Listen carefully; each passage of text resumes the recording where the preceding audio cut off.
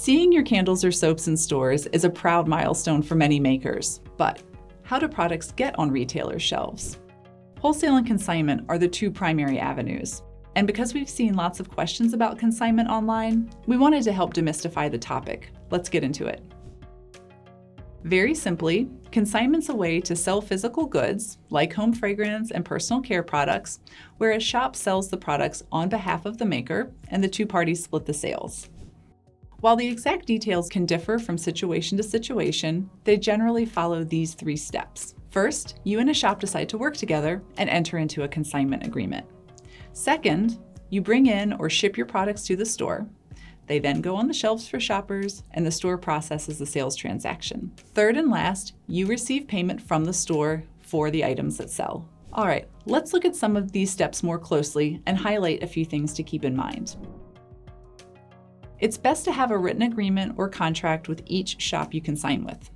This agreement should outline all the terms and conditions that both you and the shop will follow. That way, everyone's on the same page and you're less likely to run into any confusion while consigning. Shops that are experienced in consignment usually already have an agreement that they'll share with you.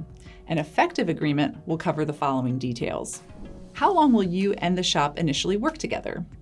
Is there an opportunity to extend the consignment period? And what are the steps to do that? The agreement should spell this out so there are no surprises. This is a big one. Who is responsible for any product losses due to accidents or theft? Does that fall on the shop or on you?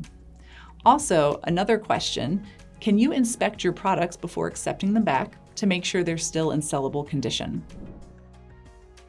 In consignment, makers are almost always responsible for delivering their products to the shop or shipping them, which includes shipping costs. Again, the details of this aspect of consignment are best put in the agreement so it's clear who is responsible for what. Will the shop handle setting up displays, or are you responsible for that if this is a local arrangement? Every shop might do this differently, so knowing the expectations here will help you decide if this part of consigning is something you can or want to do. Knowing how your products are managed when being consigned is another very important detail. Will the store notify you when stock is getting low, or if certain products aren't selling? Or do you need to proactively check in about this and take the lead? When consigning, it's typical for makers to receive between 60 and 75% of an item's sales price, while the shop keeps the rest. This is a crucial detail of a consignment arrangement that should be outlined in the agreement. It's common for shops to reconcile sales for the previous month and then issue payments to their consignors, either by check or electronically. A good agreement will provide that information and the date by which payment will be made, so everyone knows how this part of the process works in advance. If you're unsure about any details in a consignment agreement, consider discussing them with the shop first to both clarify or even negotiate the terms. It also never hurts to ask questions or offer alternative terms.